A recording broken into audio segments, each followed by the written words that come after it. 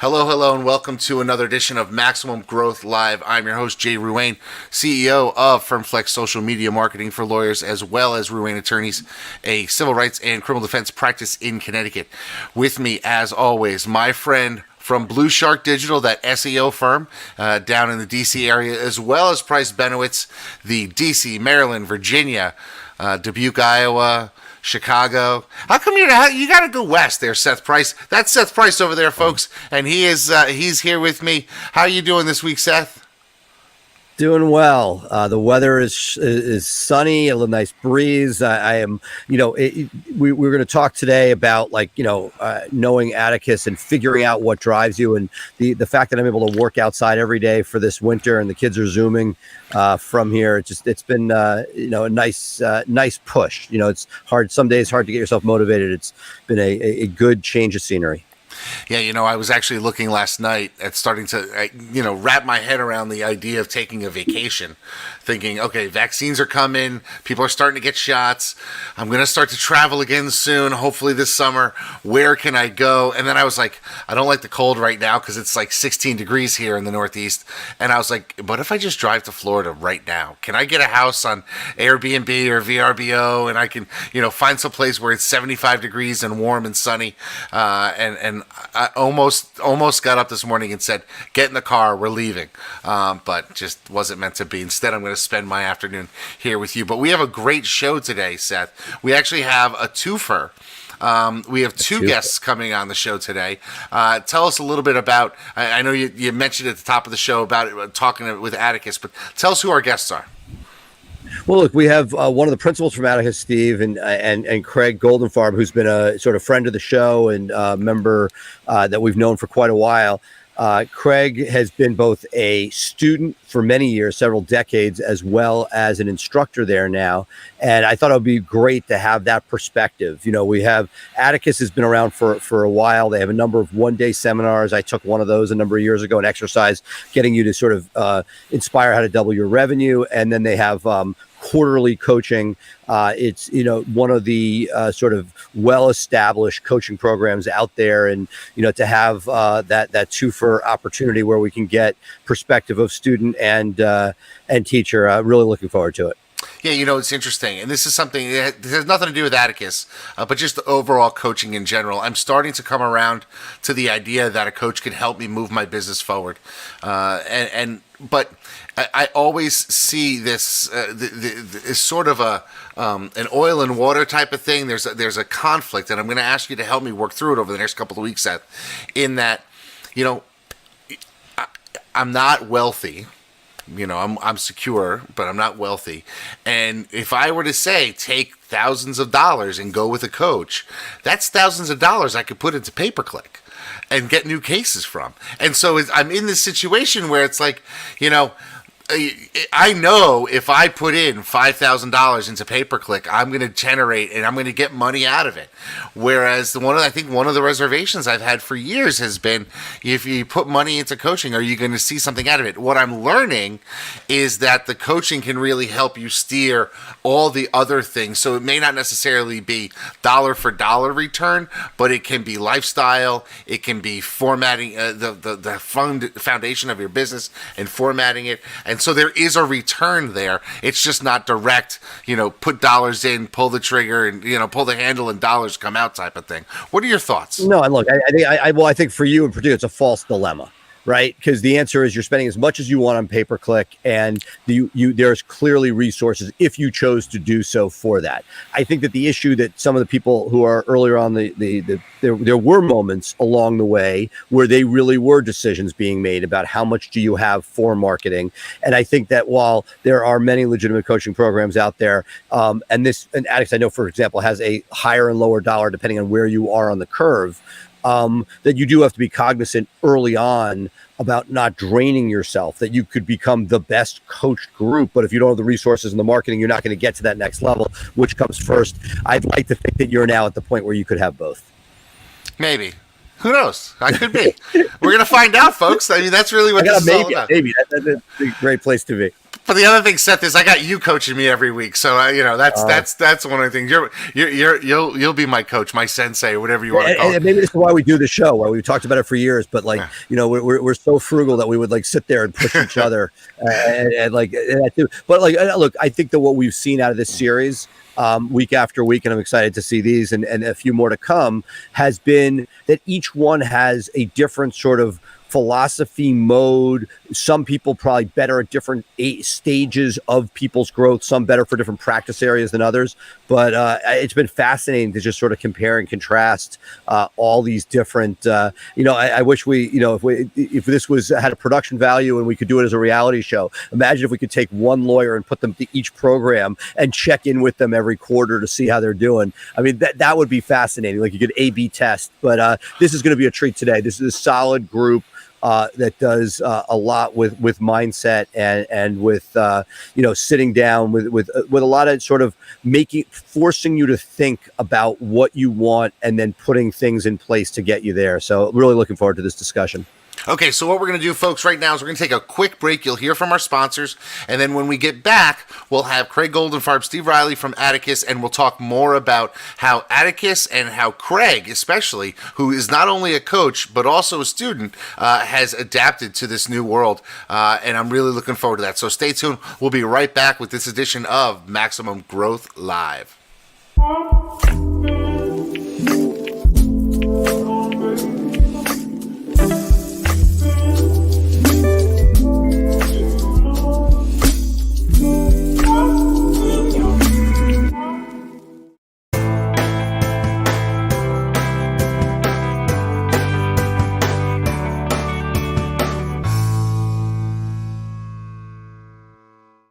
Hi, I'm Jayrune, one of the founders of FirmFlex and a practicing attorney for over 20 years. Anyone who knows me knows how my firm runs on the systems we create, and it has allowed us to flourish, even in tough times. I spent years and hundreds of thousands of dollars until I finally figured out a way to engage my audience and drive top-of-mind awareness with social media. And what did I do once I figured it all out? I built a system for it, and now you can put that system to work for you. You see, we took the hard part, creating the content and finding the images, and made it foolproof. Every day you will have curated social media topics to post designed to make your firm constantly remind your audience about your firm, what you do, and how you can help. And the best part? You don't even need to hire a dedicated social media person to do this for you. In fact, you don't even need to hire anyone new.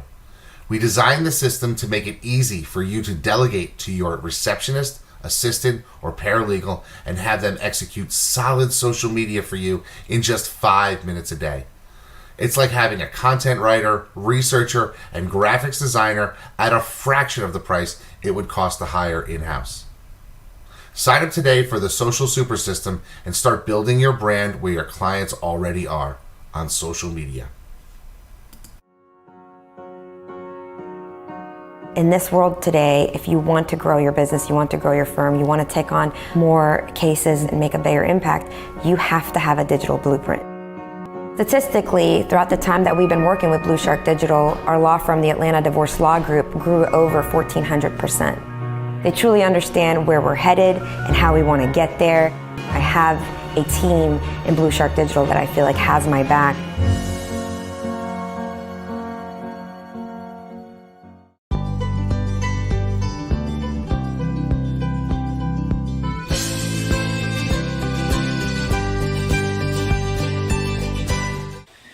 We're thrilled today to have the dream team from Atticus. We're doing our series on coaching, and so pleased. I was a participant in the Double Your Revenue seminar a number of years back, and Craig, who's been a friend of the show, has sort of brought us up to speed generally about many of the great things Atticus does. But so thankful for both of you. Craig, can you introduce us to our guest and tell us a little bit about what we're talking about the program?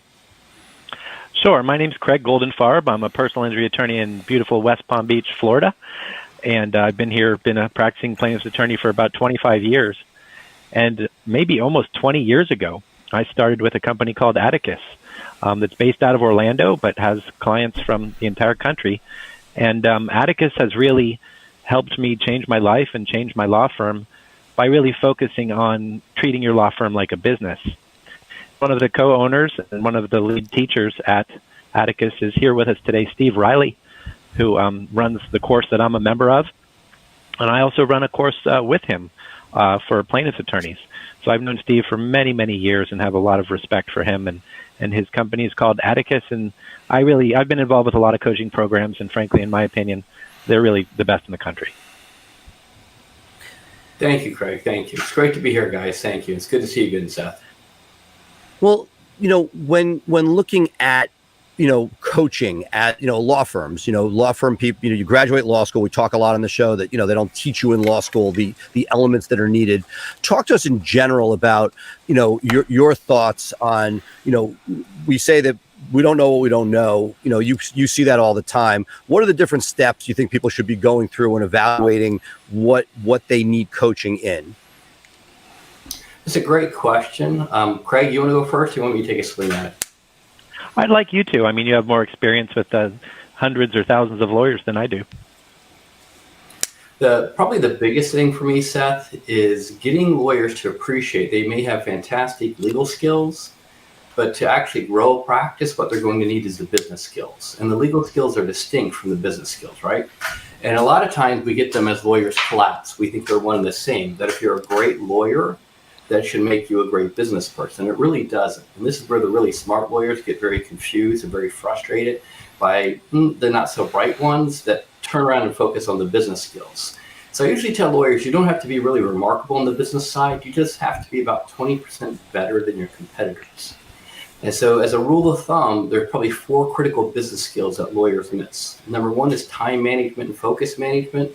So if you're trying to grow your practice, the first place we usually work with people is on time management and focus management, helping them rethink about how they work their day and plan their day or plan their week, or anything from how they get up in the morning and work out to staff meetings, and anything that goes with focusing and growing.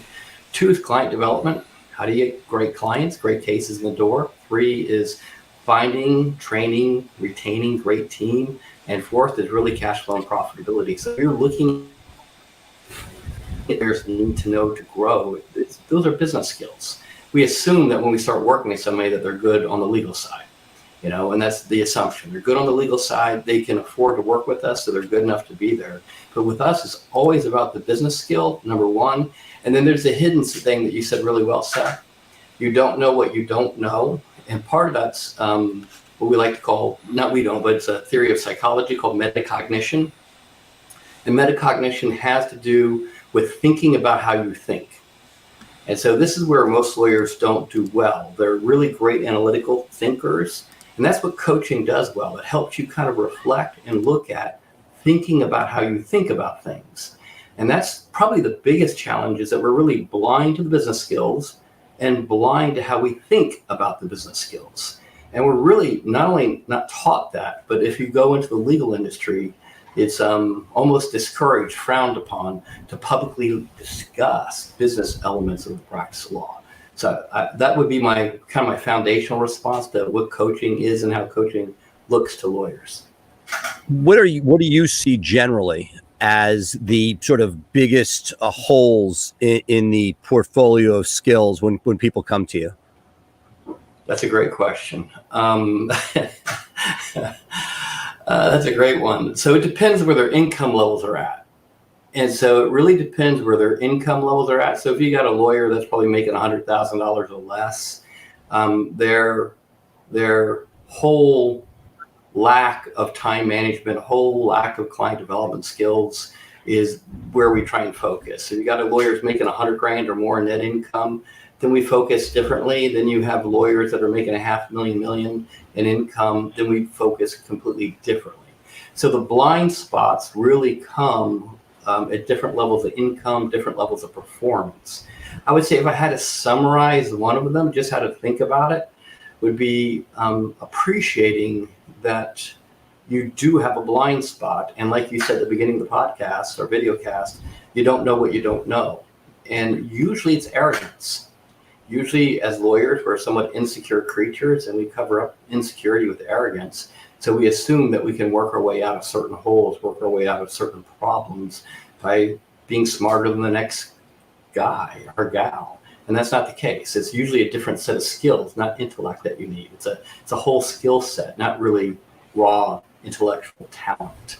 It's just thinking differently and developing a different skill set. I hope that makes sense. No, absolutely. Craig, you've seen this as yourself from startup or beginning a firm. It sounds like over the last 20 years, different iterations of your firm to the point where you have a juggernaut today. Talk to me sort of, if you reflect back on that journey in coaching, about the different stages that you've gone through as far as different value adds. Because you've obviously stayed with something and found it as a home base and something you continue to build and grow in. But it can't be that you're getting the same thing out of it now that you were, along the way. Well, it's true. I started my law firm 19 years ago after working for a couple of firms for about 6 years. And at the beginning, I had one employee and 35 cases. And that was like 2001, I believe.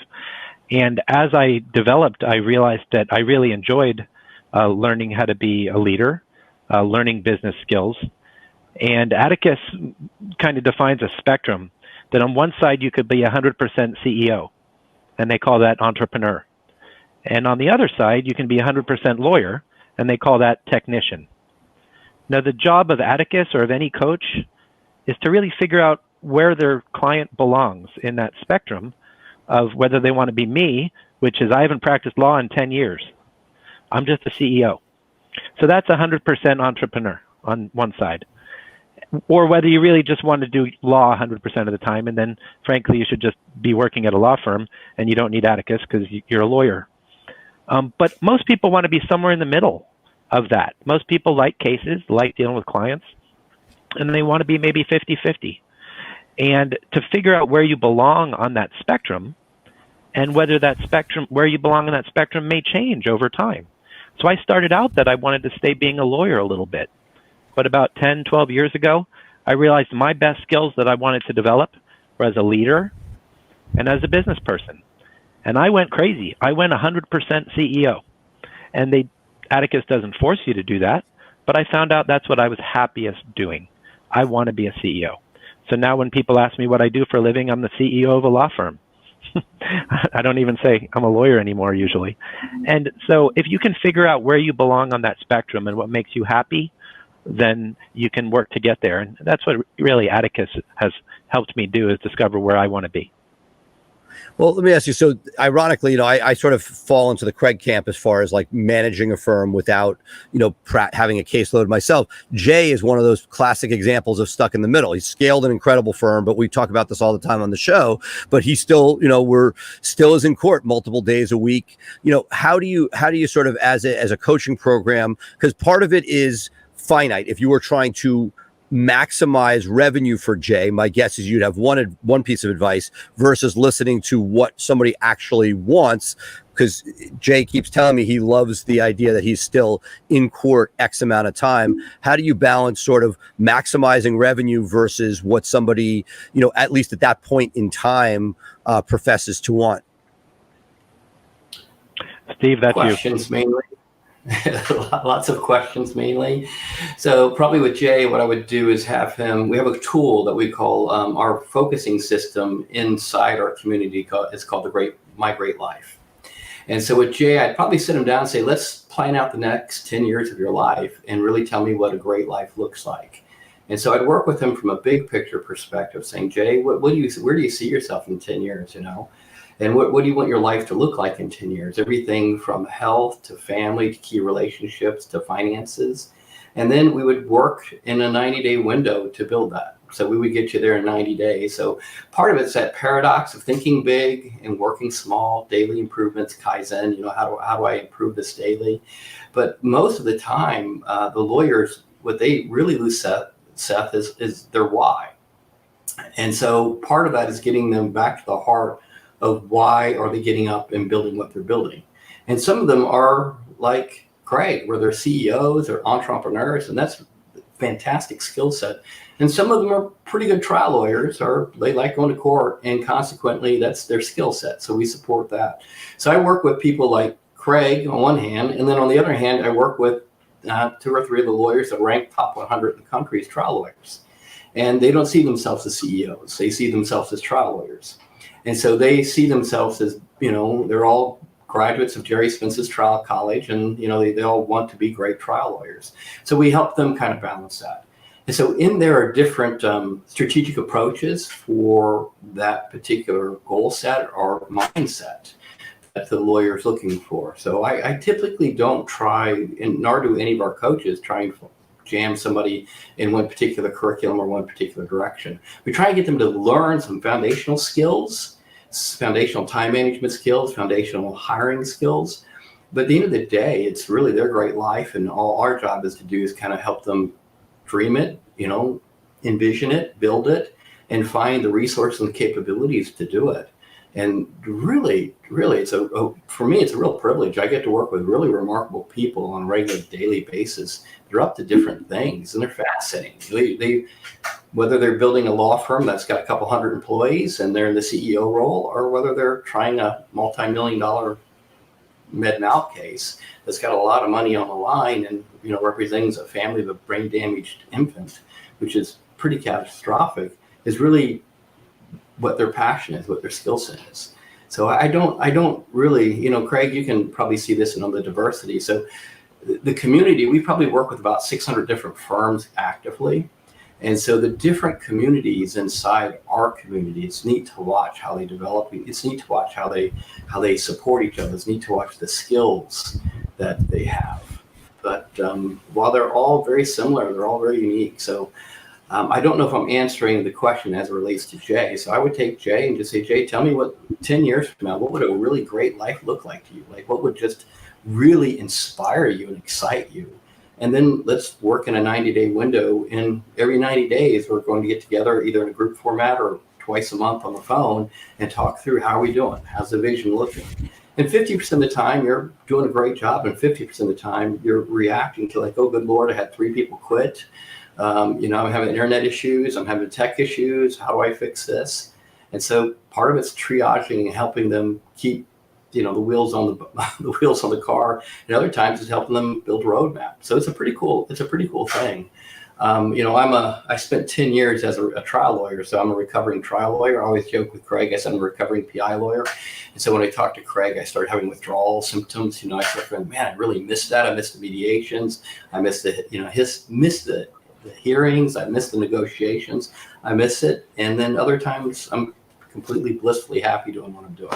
So it depends, I guess, what day of the week you catch me. So does that make sense? Did that make sense to you, Seth? I'm not sure. Okay, yeah. Good. So I have a question for you when it comes to this. It sounds to me like it's important to define a vision. We've heard that from other people who are in the coaching that really you can't know where you're going until you know what your destination's going to be. You can't pick the road to get there. But your vision changes somewhat frequently. My vision of where I was at 20 and where I want to be at 50 is different that my vision is at 40 where I want to be at 50, and definitely different from at 49 where I'm going to be at 50, and vice versa. How often should somebody be reevaluating what their vision is and where they want to go with their life to be able to make those decisions?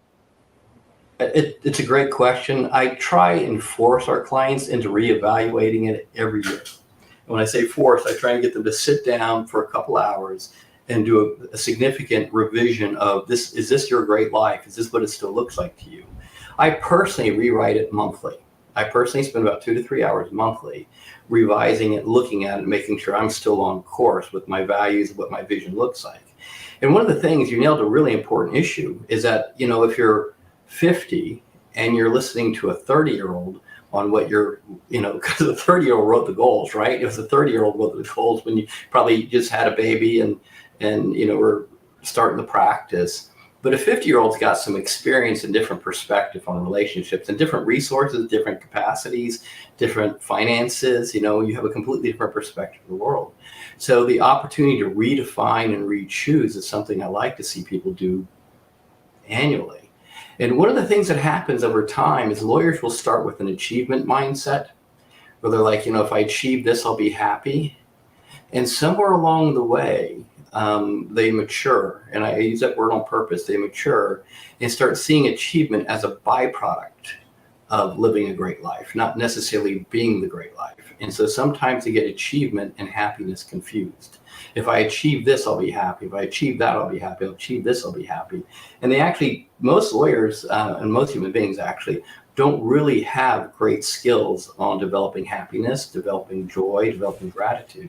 It's actually, I think, a learned behavior for a lot of us. What does happiness mean? I mean, you guys deal with lawyers all the time. Your podcast, your programs are fantastic. But most lawyers I meet that are not in a conversation about possibility, not a conversation for coaching, not a conversation for what a bigger future looks like to them, are usually miserable human beings. I mean, they're just miserable. You go to bar conferences, and I hate going to what I call a cold bar conference. And if you guys know what I'm talking about. It's like you go to the cocktail party, and it's like a conspiracy of misery. They're like trying to figure out who can out-complain each other. And that's pretty miserable. And so I really think you're only talking about, in the legal industry, 2%, maybe 3% of us that are asking questions beyond the basic, like what does it mean? What's the next certification? What's the next thing I got to do to be a happy lawyer?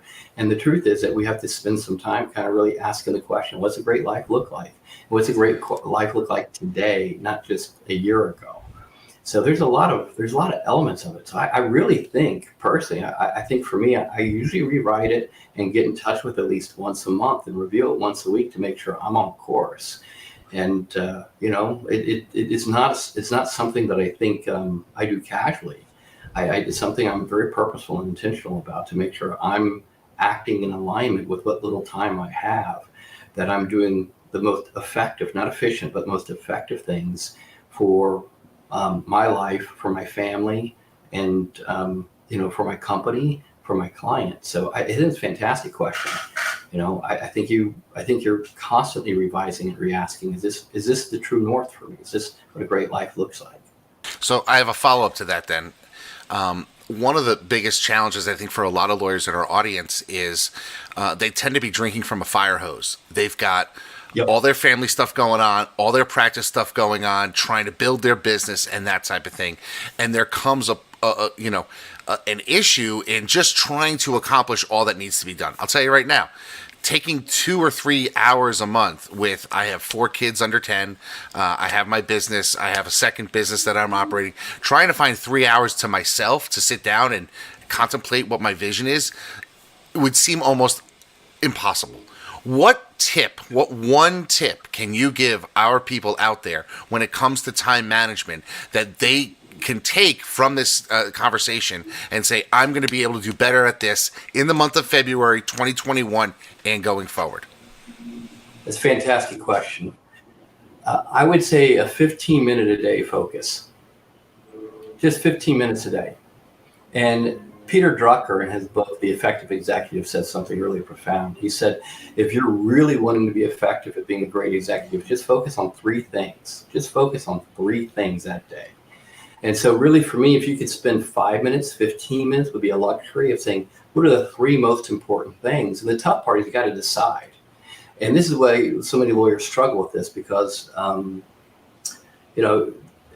the root word of decide is CD, which means cut off. So that means you have to cut off, like homicide, suicide, you have to cut off other possibilities and choose. And that's where the tension and stress comes. So you actually have to choose. And most lawyers have an abundance of choice.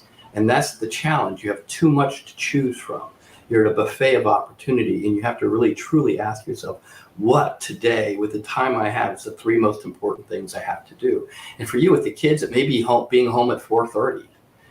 2, it might be making sure you prep for a hearing. And 3, it might be making sure that you have a fantastic team meeting. And that's it. Anything else is an extra bonus cookie for the day, And that's where a lot of the sense of failure and misery comes from. We go in thinking we're going to get 22 things done. No, it ain't happening. Now, if you got 4 kids, you're married, and you got a heavy caseload, 2 different businesses, it ain't happening.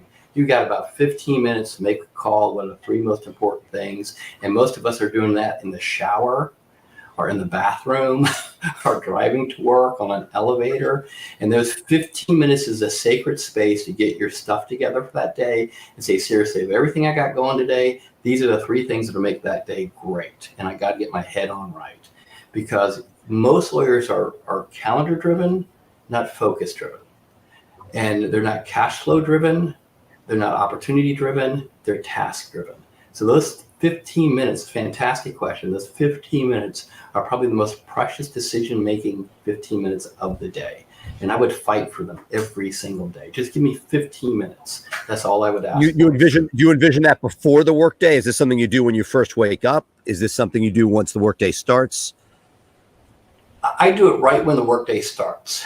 So for me, I have to just, I do a paper organizer. So for me, I've been doing a paper organizer for 20 years. I'm an incredible user of Microsoft OneNote, but I love just taking a few minutes every day and planning out the day on a paper organizer. And it helps me make better decisions.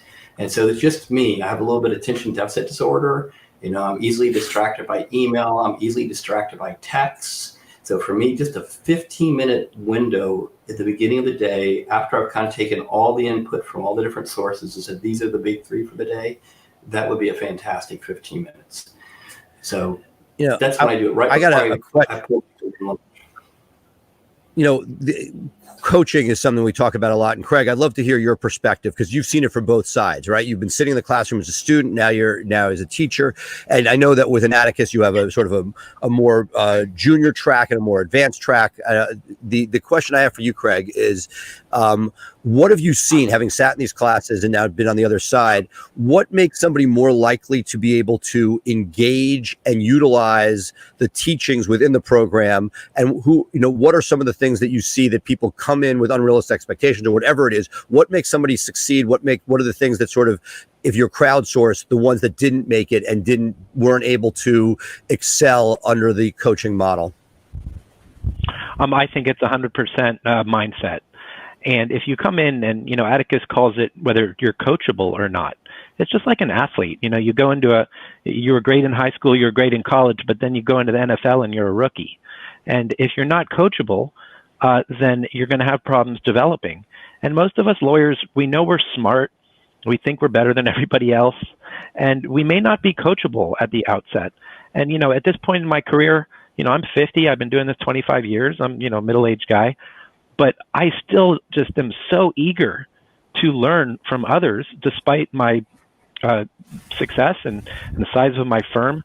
I still wake up every day and want to learn from others, and still am a member of Maximum Lawyer and Mastermind and Atticus and all these different groups where I can still learn from others. So I think I would say the reason I've grown so much is because I'm willing to be coached by others, because I'm never going to get to a point where I've done it all or I've reached it all or I'm as good as I'm going to get. So I would say just one word to me, it's mindset. And, one of the first books we read in Atticus was Carol Dweck's book called Mindset, which talks about having a positive mindset and being coachable and being available. And Atticus will take you on if you're coachable. But I've actually seen people come into Atticus and they get frustrated or they get bored or they get there's something about them that doesn't allow their mind to open. And that's really the biggest thing, the biggest piece of advice that thinking back, like what allowed me to grow, it's just being able to learn and being able to listen to others. So we're not going to let you give the same answer, Steve. What's the number 2 reason that somebody makes it or doesn't make it within coaching? Their ability to implement between the quarters or implement between the homework. I mean, they have to have some ability to take, and they don't have to implement everything. They just need to have to implement 1 or 2 things between their sessions, whether it's a group session or over the phone session. They just the ability to implement and the ability to say, okay, I'm going to change this one thing. At the end of the day, I think the biggest thing behind the curtain that we have to wrestle with is helping people implement change and understanding, thinking about strategically, as a human being, how do you make changes in your life? And I've studied a lot of change work. I've studied everything from Alcoholics Anonymous, Weight Watchers to habit books, the different habit books. And it's really, at the end of the day, can you make those simple changes workshop to workshop, day to day, quarter to quarter? And that's really, at the end of the day, where they're the most successful, I think. So I agree with Craig, 100% mindset. That's why we assigned that book in particular. And then can you do it? Can you just take one thing and implement that one change? And that one change becomes a building block to the next change, and that becomes a building block to the next change. And that's where you see the real, you don't see the transformation 90 days to 180 days. You see the transformation 2 to 3 years later, where somebody hasn't seen Craig in a decade and they walk up to him and go, "Oh my God, you have to be kidding me. You had one secretary in 35 cases. How did you build what you built? What did you do? Like what did you read?" And it's not one thing, it's like a whole series of things he did over a period of time that really transformed the practice, transformed his life. And so for me, it's that ability to implement one thing, quarter to quarter or call to call. Just implement one thing. Simple enough. I have a follow-up to that. One of the things that we've talked about a number of times on the show is that when it comes to marketing your practice or really anything, you sort of do what you love.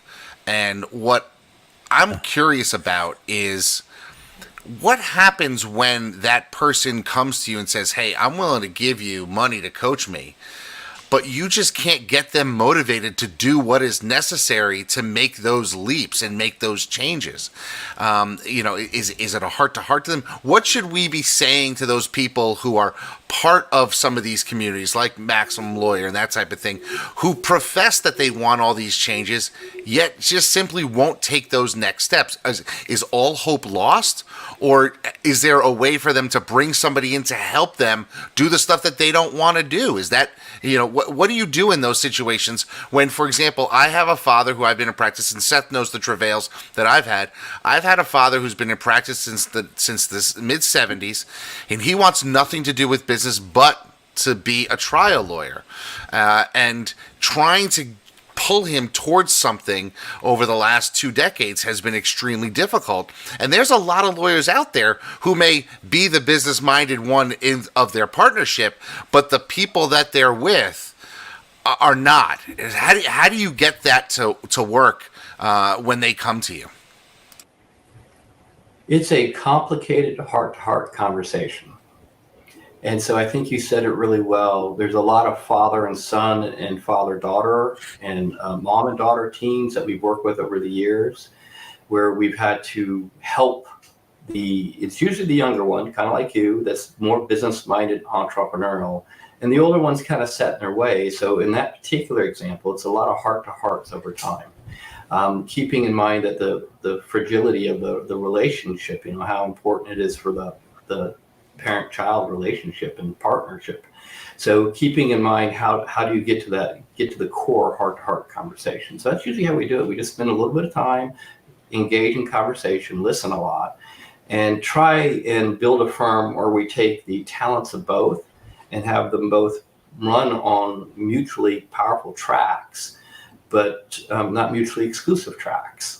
And so really appreciating the gifts that both are bringing to the party and structuring the firm so both respect the other and both can support the other.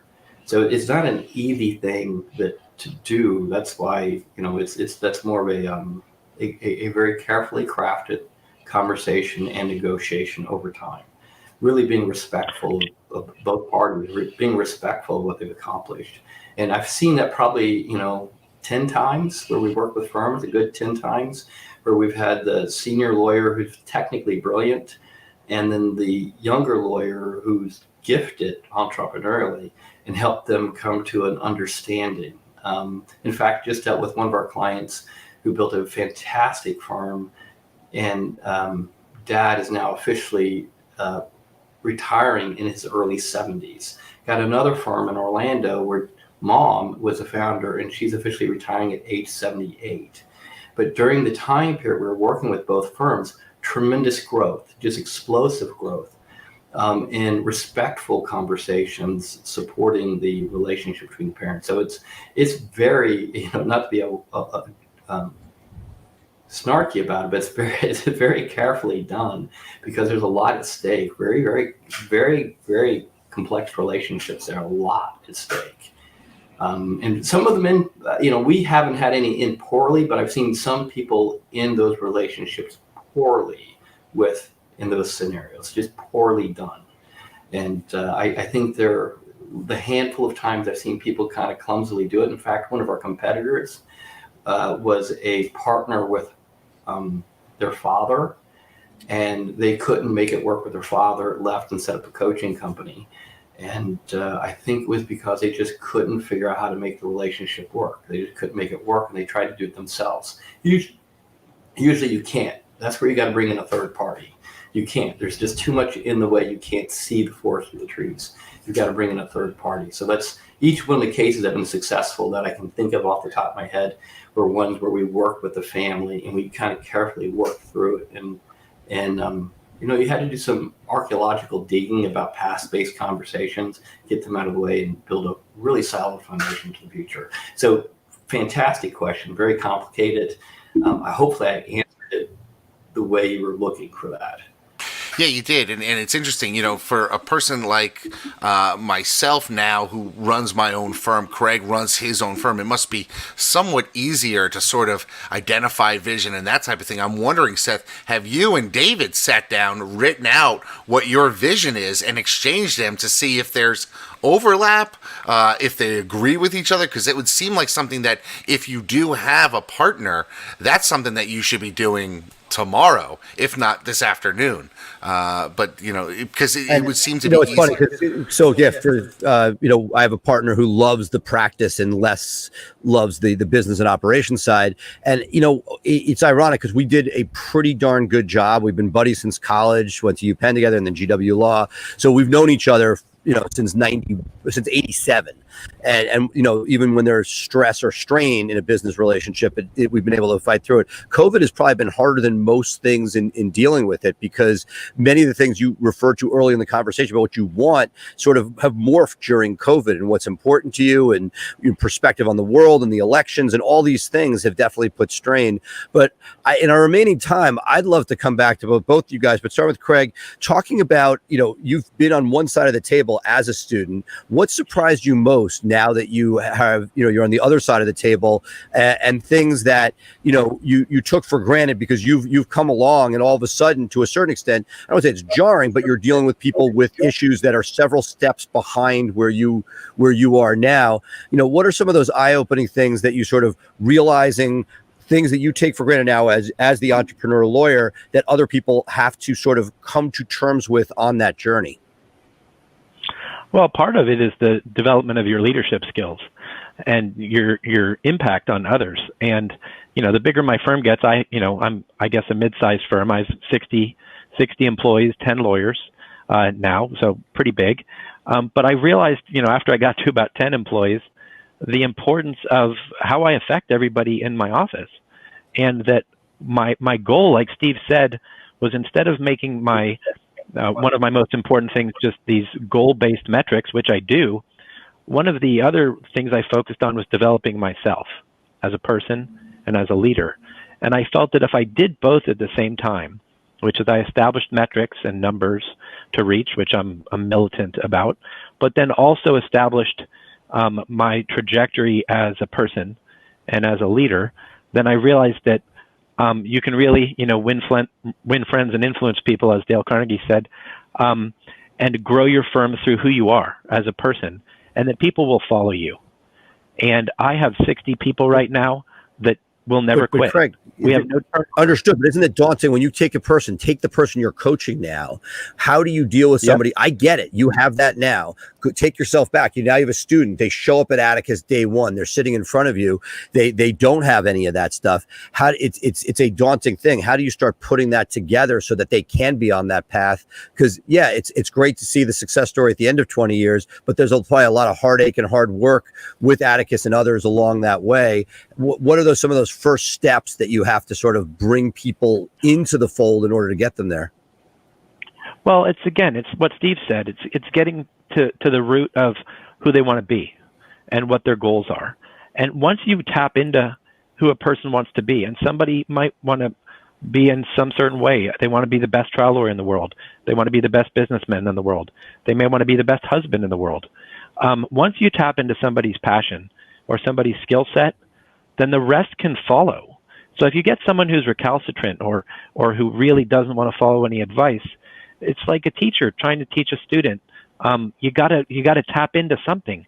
So as a good coach, you got to be listening. You got to be able to hear some moment of passion, and everybody's got it somewhere in their professional and personal life. So nobody's so recalcitrant that they don't have something that they care about. And if they really have nothing they care about, then they fall in the category of uncoachable. And that person isn't appropriate to be coached. But everybody, if you can tap in correctly, then you can find out something that you can use to draw them forward.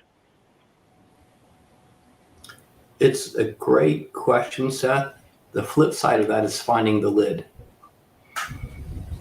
One of the fascinating things is the lid. Everybody has lids and blind spots, but they have lids. And a lot of lawyers have a leadership and management lid, and they try and outmarket it, and they can't outmarket it.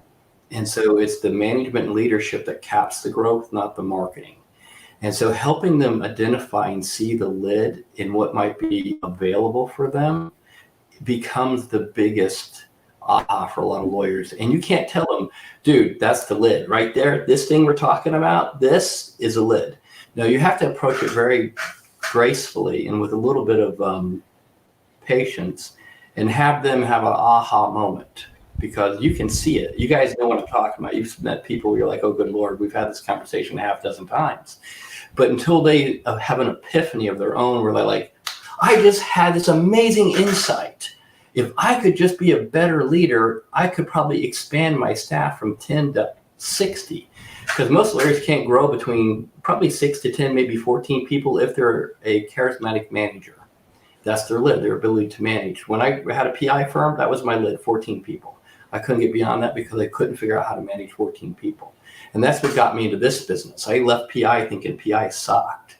And it didn't. It was a great business. I went to estate planning. I got to 14 people and realized estate planning sucked. No, I sucked. I was terrible at managing and leading people. And it was a huge epiphany for me at that moment to realize the problem is me. Everywhere I go, the problem is me on growth. And I have to look at what that lid is. So you have the passion on one side and the lid's on the other. They can't see the lid. And that lid, the ceiling, is probably the most graceful thing that if you can remove, you watch someone grow, and 99% of the time, it was their idea. The growth was their idea. The brilliance was their idea. You just had to create the right pot for them to grow in, right? The right fertile ground for them to grow in, and then they explode. So it's always the lid that fascinates me. Seeing the lid, finding the lid, helping them suddenly see the lid without saying, you got a lid. My final question before I let Jay get one in. What you just said made me think of this. And Craig, we've talked a lot. Once you have an established firm, you have people in all different leadership positions. But when you start, you have limited resources, and you have to figure out what to outsource. And Jay and I have talked a lot about the idea that, like, my philosophy is people do what they like to do. And if they, if you figure that out, and I think you talked about sort of asking people what they want, I love the marketing operations side. So I stayed there, I did it, and I found other people to do the other things. And that's been sort of, but we had a coach on the other day who was saying sort of the opposite, which is you should basically outsource what your core competency and then figure out the other components. And that seemed counterintuitive to me. I just wonder your thought. Like, forget about that, which is better, but what is your philosophy each on when you have limited resources and you're starting? Where do you start as far as allocating resources to do things beyond yourself? Because that's sort of a constant theme of what we've talked about on the show over the last few weeks. Craig, you want to take a swing at it first? Sure. So when I started and I had one employee, I tried to determine what I hated doing the most that needed to be done. And for me, it was HR, and I had one employee, then two, and I hated managing people at the beginning. And of course, I didn't want to answer the phones or do the mail. So I realized that my first hire needed to be someone very low level, because it was easy stuff, answering the phones, opening the mail. So that first person, was $10 an hour back 20 years ago. So I think the analysis you need to go through is, what do you hate doing most, which means you're not going to do it, that needs to be done. So whenever I need to hire someone now, I'm trying to spot areas that we need to do that I'm certainly not going to do. And as a good business owner, I think one of the skills you need to develop is figuring out where the holes are in your business. And whether you have 1 employee or 100 employees, there are holes and there are avenues of growth, but being able to figure out what they are is a skill in and of itself. So, when I had to fill out my first workers' comp audit application and fill in the date that everybody started, I about lost my brain. And I realized that was the day I needed to hire my first HR person. And I was at 7 employees. That was the day. And I also had to negotiate a copier lease that same day. And I realized that I would rather chew glass than negotiate the lease for my copier. And it was the same day I had to do those 2 things. And that was the day I decided I need an HR manager. So that pain point of having to do 2 ridiculous items was the impetus for me hiring that particular staff member. And I remember that story well because when I get to certain pain points, that's when it becomes obvious to me of which employee or which team or which area I need to grow in, because that's something that I hate doing or that needs to be done. That's a great answer, Seth. I'm kind of a little bit more inclined where you are. I think of the old quadrant, and I think Covey came up with this, and I've seen a couple other places where what you do, you're great at, what you're good at, what you're incompetent at, and what you just are terrible at. And I firmly believe that if, kind of like you, if you're great at something, you get joy and passion from doing it. So I would rather have you doing what you're great at 8 hours a day, because you get more energy, more excitement, and you make a bigger difference. I think outsourcing a core competency only makes sense if you're using that core competency like a security blanket to procrastinate on doing something else. And so you sometimes see people will hold on to something they say is a core competency, like, I'm really good at accounting, therefore I shouldn't do any type of marketing. And that would be an example of a lawyer that's procrastinating. They're like, I'm so good at accounting. No, you're not great at accounting. You're good at accounting.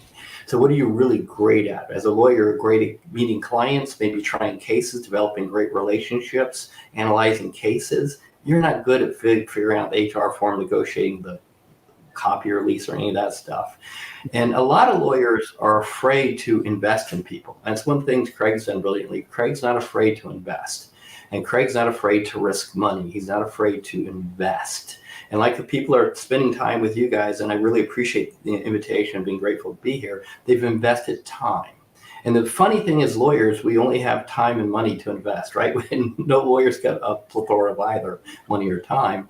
But you really have to think about, okay, with what I got, what am I going to invest? And I want to invest where I make the greatest impacts. That's where you're great at. It's never where you're incompetent at. It's never where you're good at. It's never where you're mediocre at. And then after a while, when you kind of expand and give away everything except what you're really great at, you can find there's a whole nother level of greatness. Like Craig, when he went probably from 10 employees to 20 to 50 to 60, one of the things that Craig's brilliant at and just really gifted at, and a lot of people don't appreciate about Craig, is his ability to really lead and build culture inside of firms. While he's got a great reputation for a marketer, as far as lawyers go, he's probably one of the best, if not the best lawyer I know at building a fantastic firm culture. And it's one of the things he's really freakishly gifted at. He's really good at it. And I don't know if 10 years ago, Craig, when you were 40, you said, I want to be really great at building a firm culture. It's one of the things that you do that makes you a fantastic leader and makes your firm so amazing to work at, is that you built a fantastic culture. You can tell that just by the referrals from your own employees. I don't think that anyone in the country gets the amount of referrals from as a percentage of their employees that you do. No one, which is a reflection of how much they care about you and how much they care about where they work at. So I think it's one of the things that you've gotten greater at over time. You didn't know that when you were 30, you didn't know that when you were 40, but at 50, it's one of the things you're freakishly good at. It's really good. So it's probably, Seth, over time, I think you kind of start to, you see a field that you're good at, and you start getting better and more narrow, and you start narrowing that target of what you're really good at. I'm with you. I think if you're, I want to delegate everything except what I'm really great at. And unless I'm holding on to that for vanity, and it prevents the growth of my firm. Gotcha. Jay, you got last word. Okay, last question. We've talked a lot about historical stuff here, and one of the good things that you guys both have, Stephen and Craig, is that you work with a lot of law firms, and you see young firms that are doing great things, that are going places. And so, Craig, with your seven-figure attorney program, and Steve with your program as well. Give us one or two things that you see that excite you about some of the young firms that you're interacting with, whether it is their embracement of technology, whatever it could be. Where do you see these young firms that are now starting out, or in the first couple of years of practicing, where do you see the exciting things that they're going to be able to take their practice to in the future? And what should we, as older people of firms, be looking out towards? I'm sort of using it as to get some ideas for myself. Where should I be looking to get some ideas from some of these young people that you're working with? Craig, you want to take a swing first? Yeah, sure. To me, I'm 50. I'm about your age, Jay, but I have a lot of employees of varied ages. And what's interesting is that they each bring a different perspective. My marketing director is only about 35 years old, but what he brought to me was an ability to manage the technical growth and IT and the different programs available, and then match them up with my desires to buy a software program that satisfies my desires and being able to measure things at my size. And I'm not a big, heavy tech guy, but the exciting things I see from the younger folks are they're embracing the software, the tech abilities, to be able to get them where they want to be, even if it's a 50-year-old guy like us, being able to have an open mindset and be able to adapt the perspective of people older than you and people younger than you, and to bring all those different types of people into play. So, I know a bunch of 30 to 35-year-old attorneys, and they're doing such amazing things with tech and with marketing and with other things that I would have never thought of. But the fact that I'm able to listen to that and not freak out, and maybe to bring that back to my own firm and then be adaptable. John Morgan, the personal injury attorney here in Florida, said, "If it ain't broke, break it," in his book. And I think that's brilliant because, even those lawyers of us who are very successful, I'm restructuring every department once every couple of years to break it and to fix it and to make it even better. So those of us who are satisfied, and I'm satisfied with how I do, but I'm still breaking things on purpose. And so I think that the younger folks that are willing to adapt and change and break things. So if you like to break things, you're going to do fine. I like that. I think that's fantastic. I think number one is they are bringing a different value system. So when I started practicing, the law firm I worked at had mandatory Saturday and Sunday hours. And I think if you told a young lawyer now they had to have mandatory Saturday or Sunday hours, they wouldn't work for you. And so I think they're bringing a different value system than what I was brought into the industry with. And I think it's a different, and I like it. I really do like it because it's testing the value system of the entire legal industry. It's really testing us. Two, they're not afraid of technology. But three, they're kind of lost to the extent that they have, a world of 6 billion people are so interwovenly connected, off of Twitter, Facebook, LinkedIn, anything.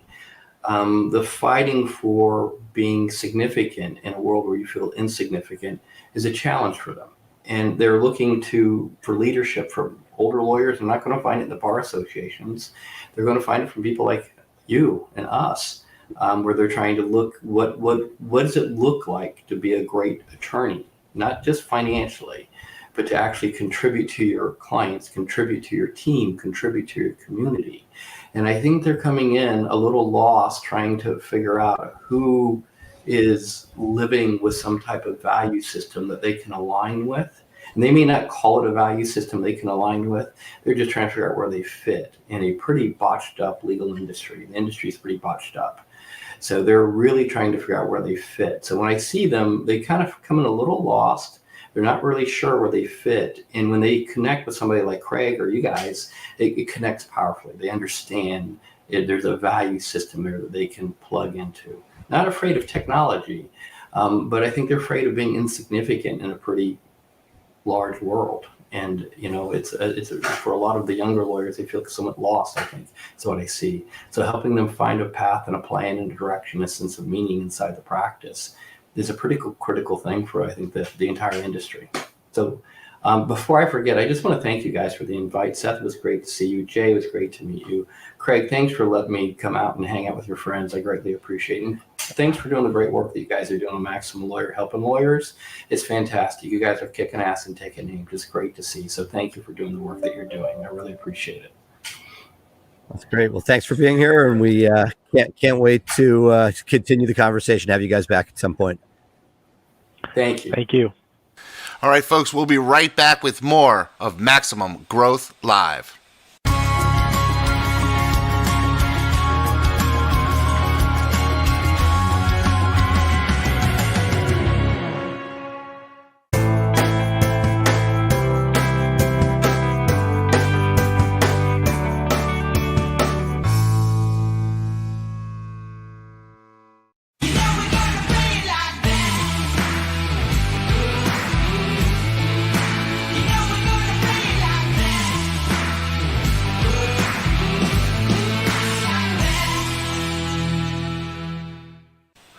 Well, Seth, I'm starting to think more and more that it's time that I sort of employ a coach. Now I'm meeting all these wonderful people. I almost don't know who to pick from because each one offers something that the other one doesn't. But one thing that seems to be consistent is a desire for you to identify and set a vision for what your thing is. And it really, your plans, your goals, whatever it should be, a lot of times we measure ourselves early in our career financially, but as we age, it's not necessarily financial goals that are going to be what makes you the happiest. So it's really been an interesting conversation. What were some of your takeaways?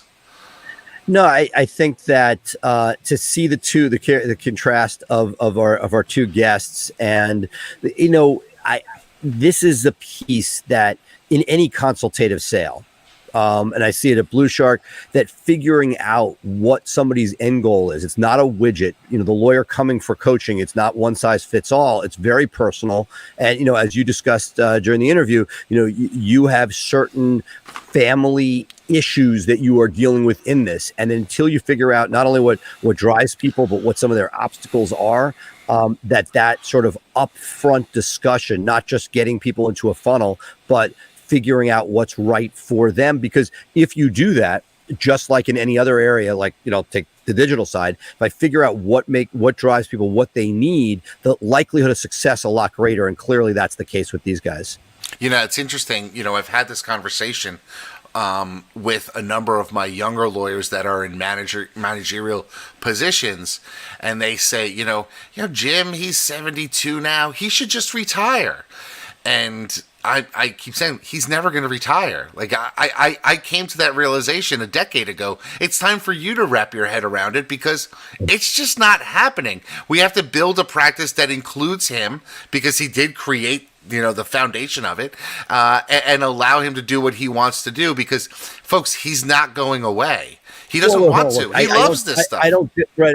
I don't disagree. My dad is 85 and still practicing. So but at the same time, that is why the multi-generational firms, Big Law, they have mandatory retirement because there are issues with that. And so that's why they're anti-nepotism laws and things like that. So that's the what we have with the small business is you do have that there. That's not necessarily a good thing. It's one you have to deal with, but they may be right. They're seeing, and look, we've talked about this, and this is, love your dad, is an amazing practitioner, but those are those things that, yes, you may say, yes, I am dealing with that because I've decided to leave that there, but it's not necessarily a good thing, or from the point of view of maximizing firms' potential. Oh, absolutely. It's impacted our cash flow. You and I have talked about that. It's indicated my own personal, what I'm able to take out of the business. It's indicated it's impacted where we've been able to grow, what we've decided to get into or not get into. There's a lot of considerations that have come. Now, that's a delicate line that, it's like the razor's edge, right? You're walking along that razor's edge because, it does. Like we talked about in the interview, you have those family dynamics that become an issue. There's a million things. I mean, it's funny. We joke about it in the family, but my mom still thinks of it as I work at my dad's law firm. And that you can't change her of that mindset. And she actually said to my father, well, you know, what's Jay going to do if you retire? And my father laughed and said, I think he'll be okay. But you know, there's a lot of things that you have to unpack, and a lot of people in our audience, even if they're not necessarily dealing with the familial lineage, maybe they have, maybe now they're now partners with a lawyer that they worked for as an associate, you know, when they first got out of law school, and there's an age difference there. Maybe they're with a partner who has a totally different vision of where they're going in life. These are all things that you got to have conversations about. And like I said a couple of weeks ago, what I think I really need to do is just sort of sit down with the core group of lawyers that I want to stay in business with for a number of years and just get everybody on board with the same vision, or if not the same vision, supportive of each other's vision, so that we can all get to that point. And I think that's one of the things that, you know, working with somebody who has experience doing it would be extremely valuable to do. Awesome. All right. I know I monopolized a little bit of the conversation there, but there's a lot of stuff was sort of hitting home during that conversation we had today, and it's caused me to do some thinking. I'm sure it's going to cause some more. But what I want to do is, we've gone late, you know, as per usual. We go over on these Thursday interviews, but not because we want to go over. We don't want to lose any of the good stuff. But Seth, thank you for being with me this week. Do you have anything to add as we close out the show? No, just keep it going. I'm really enjoying it. I can't, you know, this idea of getting perspective from all these different people, and hopefully it's added some value and people can sort of find a place that might be right for them. Awesome. Yeah, we've got some good stuff coming up, folks. Seth and I are talking about shows that are coming up in February and March, and boy, you're going to want to stay tuned to Maximum Growth Live because we got some great stuff in the works. But for now, we're going to leave you with this edition of Max Growth Live. Remember, you can check us out always here on our live show every week, Thursdays at 3 p.m. You can also check out our Tuesday show at 2 p.m. Eastern, where we deep dive into issues of growth, as well as you can catch our syndicated podcasts anywhere you can get podcasts, on Google, on Amazon, on Apple, on any of the podcast places like Spotify, and you can also catch us syndicated through Maximum Lawyer Media. We're trying to be everywhere, folks. We want to give you this information as best as possible. But for now, I am Jayrune, CEO of FirmFlex. He is Seth Price. Look at that PB on his head. You know, he sent me up a hat, folks, and my head is too big for that hat. It looks like a little bonnet on top. So you got to get me an extra large hat there, Seth, so I could wear it on the show. But thank you for being with me, and for now, I'll sign off. Bye for now. Have a great week, and we'll see you next week on another edition of Maximum Growth Live.